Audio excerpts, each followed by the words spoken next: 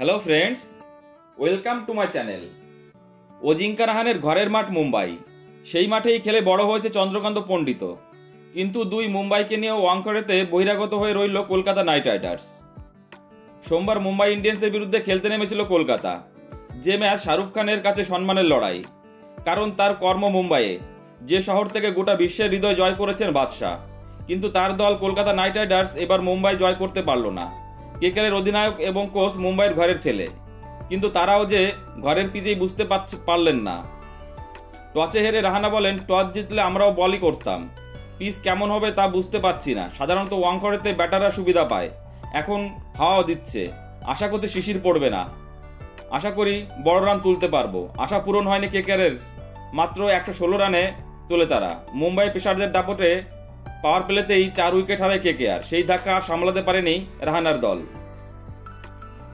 2007 সালে ঘরোয়া ক্রিকেটে প্রথমবার মুম্বাইয়ের জার্সি পরেছিলেন রাহানে, এখন তিনি সেই দলের অধিনায়ক। রাহানের নেতৃত্বে মুম্বাই রঞ্জিও জিতেছে।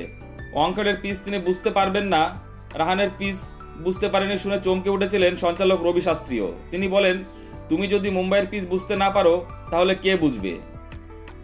সত্যিই তো, রাহানের মুম্বাইয়ের পিচ বুঝতে পারেনি শুনলে অবাক তো লাগারই কথা।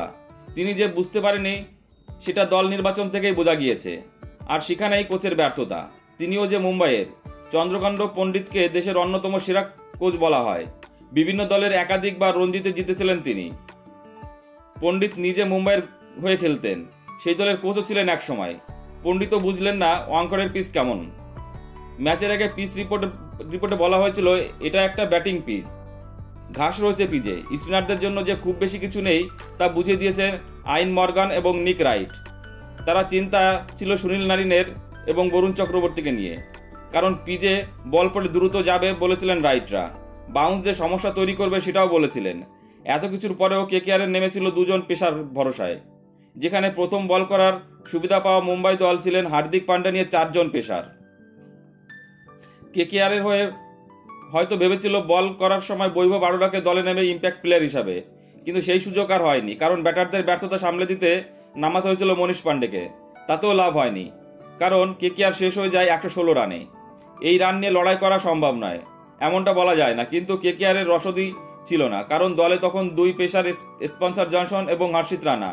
তৃতীয় পেসারের দায়িত্ব দেওয়া হয় অ্যান্ড্রে রাসেলকে, তিনিও উইকেট নেন, কিন্তু কোনো এক অজ্ঞাত কারণে তাকে টানা বল করাননি কেকেআর। রাসেলকে বল করার জন্য পুরো ফিট নন। সোমবার হাতে মাত্র 116 রান।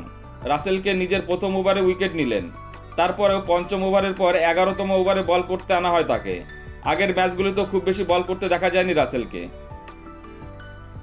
এমন অবস্থায় রাহানেরা যে পিচ বুঝতে পারতেন তাহলে বৈভব আরোরাকে একাদশে রেখেই দল গঠন করতেন। সেক্ষেত্রে বরুণকে বসিয়ে রাখা যেত। পিচ 180-90 রান হওয়া উচিত ছিল। পিচ যে বাউন্স ছিল, সেই ভুল থেকে শিক্ষা নিতে হবে। বল হাতেও খুব বেশি কিছু করা সম্ভব হয়নি। ওরা চেষ্টা করেছে, কিন্তু রানটাই ওঠেনি, পরপর উইকেট হারিয়েছি। বন্ধুরা, তোমাদের কি মনে হয় এই হারের পর কেকেআর কি পরবর্তী ম্যাচগুলোতে ঘুরে দাঁড়াতে পারবে? প্লিজ কমেন্টস করে জানিও। আর ভিডিওটি ভালো লাগলে অবশ্যই লাইক, কমেন্টস এবং শেয়ার করে দিও বন্ধুরা, এবং চ্যানেলটি সাবস্ক্রাইব করে দিও। সকলেই ভালো থেকো, ধন্যবাদ।